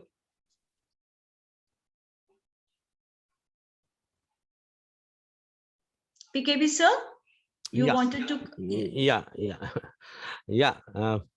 Rahul, you are right in a way. There are concerns about the achievement of this fiscal deficit target.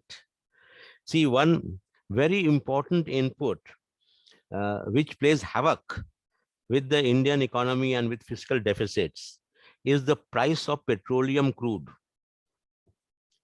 Okay. Now, the crude oil prices have been reckoned at, I think, about $70 a barrel or something like that for the purposes of the budget estimates. Now, if the why is it so crucial?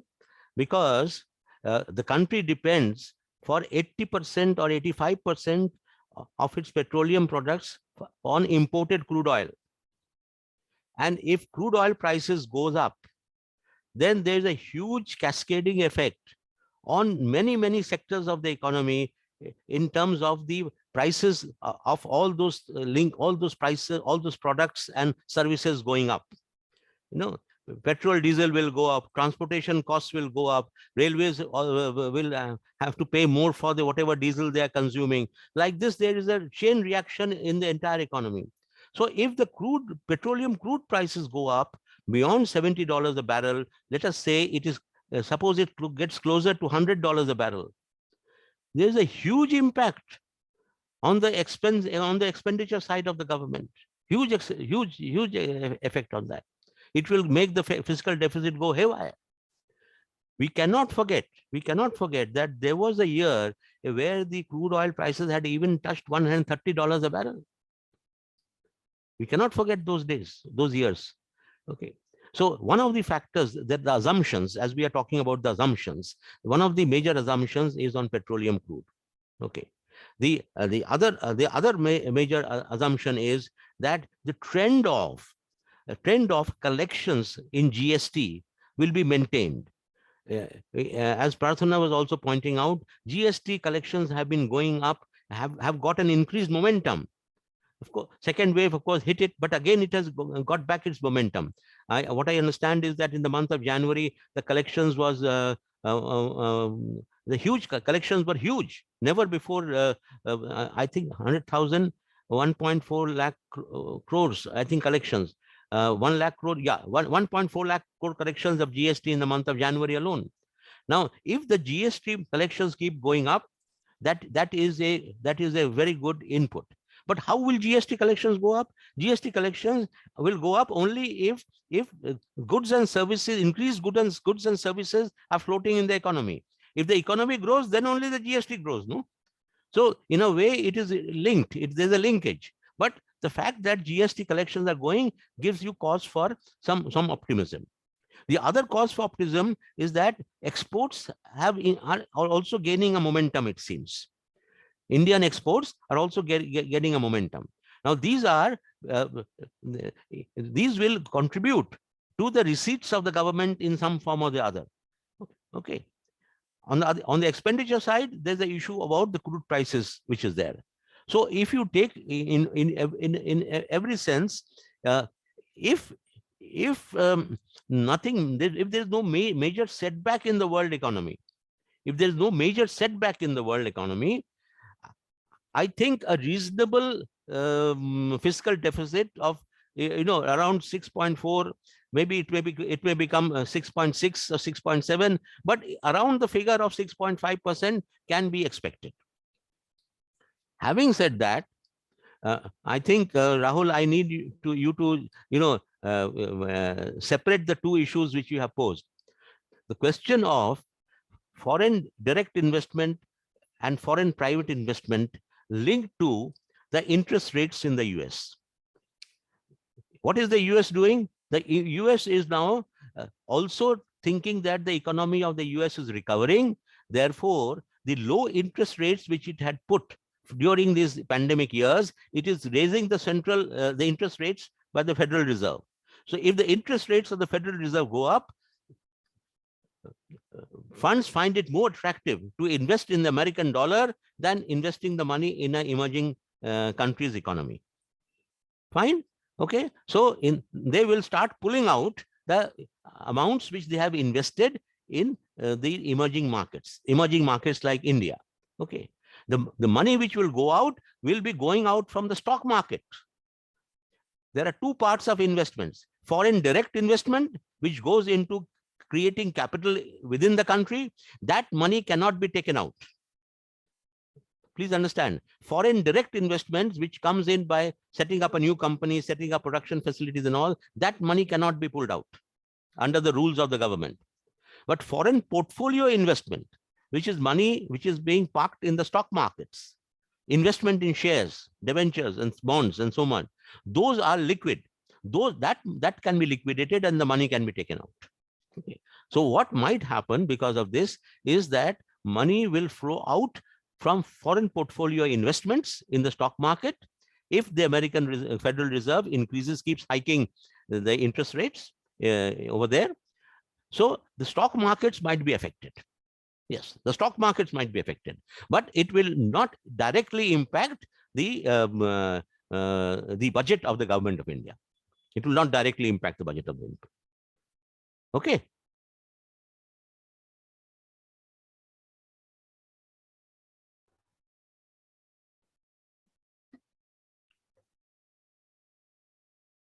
Since Anupam sir is also there, we'll just request Anupam sir to share his views about the session.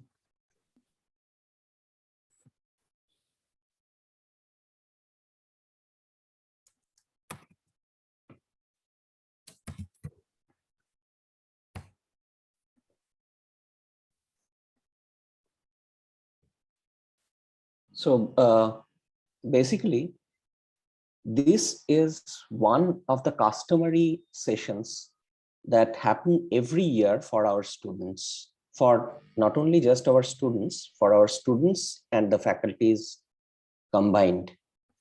A good afternoon to all of you.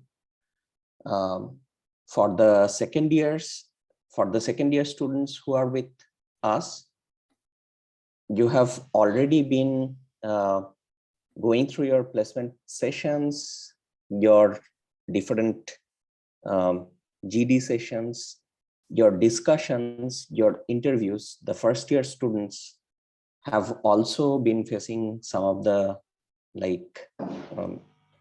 their internship discussions, and will be getting into the macroeconomic theory discussions immediately after this.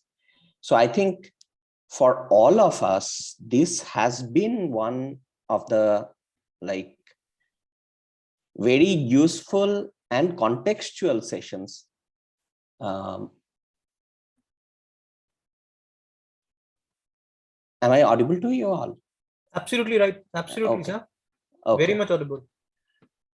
So I'd like to thank PKB sir and Pradhan ma'am for taking us through basically the strategy and the details of the budget, and also igniting those questions to mind as to what we should be thinking about, where we should be just not memorizing what has happened, but analyzing if what has happened is justified, if this could have been better, if this could have been better, then in what ways this could have been better, and have healthy discussions amongst ourselves as well. Once again, thank you all for joining in, and thanks sir and madam for taking us through this. Thank you, Orko, for organizing. Thank you, Orko, also for giving us opportunity to talk to the students. No, you're always welcome, sir. Thank you so much. Students, yes, thank you everyone. Thank you, Orko. We have one question put in the chat box by Obijit from second year. Obijit, just raise your hand. I'll unmute you if you can ask the question. That will be better.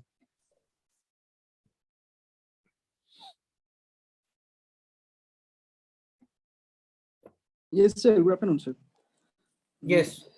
Sir, my question is that I want to know that what is the future of cryptocurrency in India? Because sir, after this budget, RBI is planning to launch their own digital rupee. So is it going to kill the other digital currency in India? I think let me comment briefly, and I think Professor Anupam may also like to comment. You see, first thing you must understand that what is being proposed in the budget is called Central Bank Digital Currency, CBDC. Okay, it is not the same thing as Ethereum and Bitcoin. Let us understand that first. Okay, so the CBDC, if and as and when it does get launched, because there are big question marks about how soon this can be done, about the practicalities of that, and it requires a lot of investigation and examination. As if and as and when it gets done, this is basically a kind of a thing, a replacement for the fiat currency. You know what is a fiat currency? A fiat currency is the coins and the currency notes. That is fiat currency. Okay. So what it says that the government of India owes you 1 rupee. The government of India owes you 100 rupees. It is written. It used to be written earlier. Okay. So that is fiat currency. Now, that fiat currency is to be replaced by a digital currency, which is basically not having any physical existence. Now, what is the reason which is driving the government of the day to propose such a thing? The first thing is that if you have this kind of a currency, you cannot, the possibility of creating black money becomes less, because this digital currency can be traced to the source. Who has used it, when he has used it, for what he has used it, everything is traceable.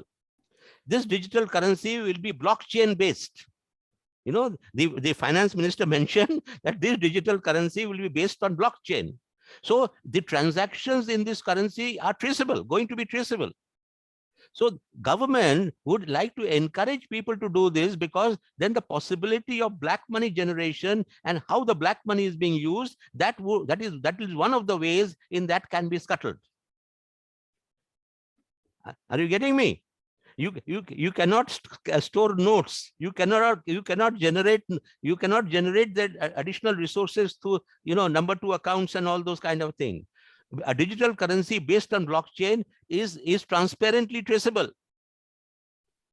Okay. The second thing why the government is pushing it is that these notes and coins and all, it takes an enormous amount of money to print these notes, because from time to time the defective notes have to be taken away, and the coins have to be replaced with other new types of coins. So there is an expenditure involved in maintaining the currency system. So the expenditure which will be there in maintaining a digital currency system will be very, very insignificant. Okay. And the third thing is that, including China, there are many countries in the world which are now actively thinking of getting into this central bank digital currency. Okay. So you cannot be, you have to go with the trend. You have to go with the trend. Okay. Now, having said that, what is this Bitcoin, Ethereum, and all these kind of things? They are being used primarily either for investment. That means you invest in it and you expect that the value will appreciate. So it is a kind of an asset. Or you use it for transaction. Now, the government has clarified that these cryptocurrencies, Ethereum, Bitcoin, and all, cannot be used for transactions. You cannot use it in India to buy and sell things. Okay. But they have allowed it to be used as an asset.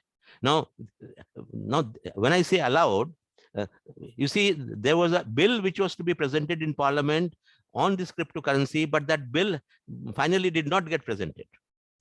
Or I think it has gone back for further before some special body of the Parliament to further study. So, but the bill proposes that Bitcoin, Ethereum, and all such cryptocurrencies can be used as an asset. It can be used for investment purposes, but it cannot be used for transaction purposes.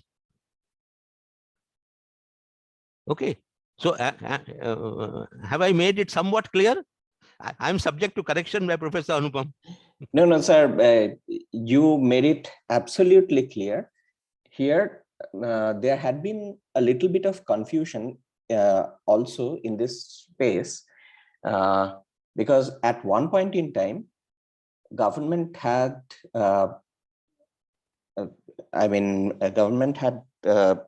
given a circular that banned all the activities relating to Bitcoin, and then the Reserve Bank of India had retracted that till further notice. And then there was this cryptocurrency bill to be passed, but the bill got delayed. And in the meanwhile, the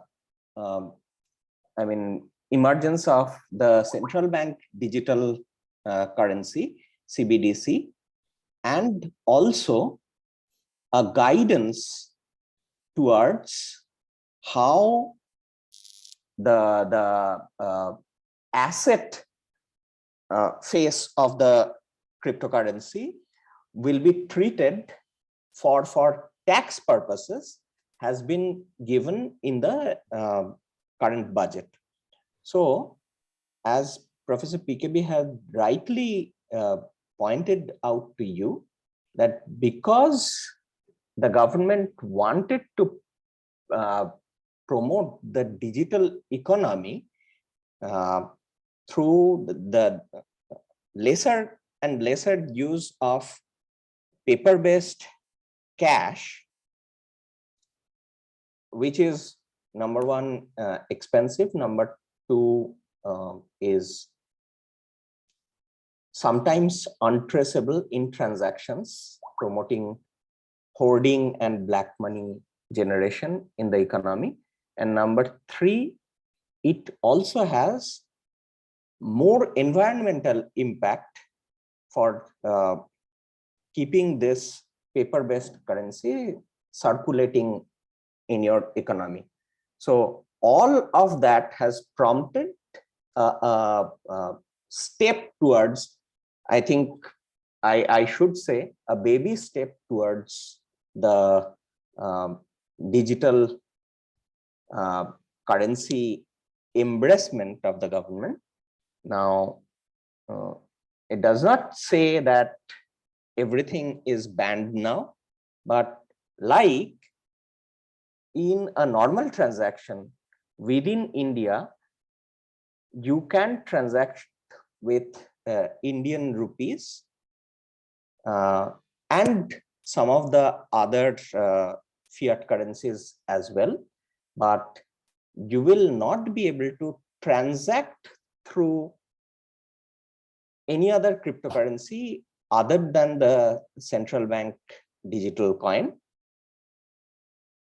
And when you are using that as an asset, as part of your investment, if you are making profit or loss, how that profit or loss has to be taxed, I mean, subject to the taxation of the land, the government has given a guidance on that.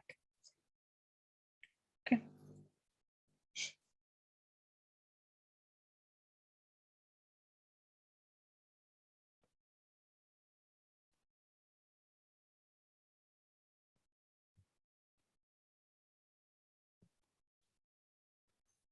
Thank you, sir, for expressing your thoughts and views. Students, do we have any further questions?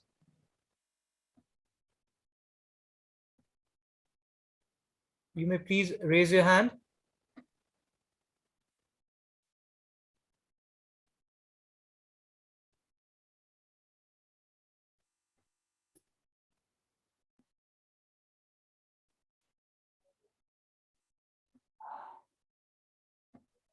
Thank you, sir. Thank you, ma'am, for explaining the previous question. This is Rahul again. My another question is, we have noticed in this slide, there is a sharp exponential growth in the WPI inflation, whereas there is fairly consistent rate of inflation in CPI index, which is about 6%, and WPI is running about 14%. So I want to ask that how much this wholesale price index inflation will measure to the consumer price index, the inflation level, and how is the RBI going to tackle it, keeping in mind the expansion expansionary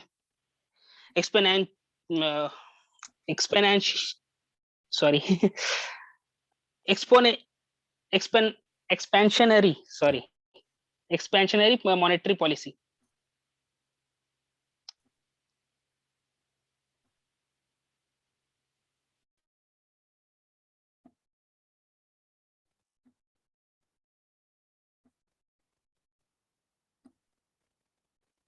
Sir, madam, anybody would like to take that question from Rahul? Pradhan, with your permission, shall I come in? Yes, sir. Yes, sir. Yes, sir. Surely. See, Surely. no, actually, since it was part of your presentation.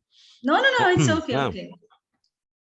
You see, Rahul, first thing we must understand is the RBI, even in a very recent sitting of the Monetary Pricing Committee, MPC, Monetary Policy Committee, just a week or so back, or maybe a few days back, it decided that we will maintain the repo rate and maintain the reverse repo rates. I hope you know what a repo rate is, Rahul. I think so. Okay. So that is the rate at which banks can borrow short-term money from the Reserve Bank of India. They have retained that rate at 4%. Now, this repo rate has been lowered significantly over the last 1.5 years in order to reduce the cost of funds in the economy. By reducing the cost of funds in the economy, it hopes to stimulate the industries to take more loans from the banks and to help in the increasing of the production capacity and produce more goods and services if the cost of finance is lower. So this lower cost of funds, which has been maintained, is to help expand the industry. Okay. So what we call the accommodative stance. This is the accommodative stance of the Reserve Bank of India, which they have thought we should continue to maintain. We should not raise the repo rate in the interest of still, giving an encouragement to industries to borrow. Okay. Now, obviously, if the cost of fund is lower, there is an inclination to borrow the funds at a lower rate and to speculate with it. And when you speculate with it, the inflation, it helps to increase the cost of the end products. Okay. So lower cost leads to possibility of higher inflation. Lower cost of funds leads to possibility of higher inflation. Okay. So you have to balance the two. Lower cost can help increase production, but lower cost of money can also help the money to be diverted for speculative purposes. So keeping both things in mind, the Reserve Bank of India has continued with its accommodative stance, says that yes, for the time being, we will still keep it low. We think the recovery is very, the recovery is not a sustained recovery yet. The recovery is still stumbling here and there. So let us give it some more time and let the economy come back on a very, very firm footing. Then only we can think of raising the repo rates and raising the cost of funds in the economy. Having said that, the question which you have rightly put is why WPI is increasing at X rate, whereas the CPI is increasing at Y rate. Okay. Now, to understand that, you have to understand how WPI is calculated, wholesale price index is calculated, and how the consumer price index is calculated. Okay. We'll have to do that offline, because the Pradhan man would have to explain to you what are the components of WPI, what are the components of CPI, and why one is going at X rate and the other is going at a P rate. So we can do that offline, Rahul, with you.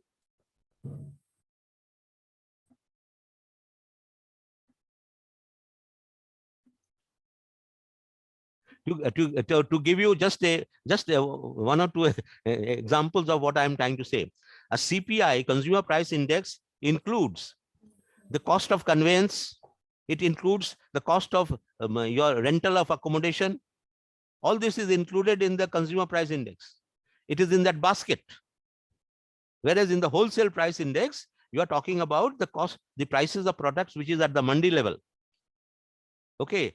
And obviously, conveyance is not included in WPI, and rental is not included in WPI. So the components of WPI and the components of CPI, they are different.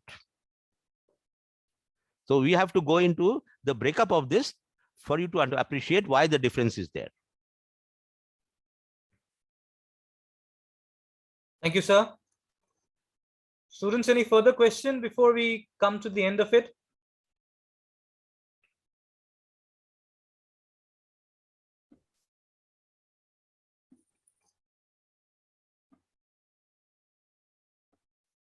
Sorry, I guess not. So can we have the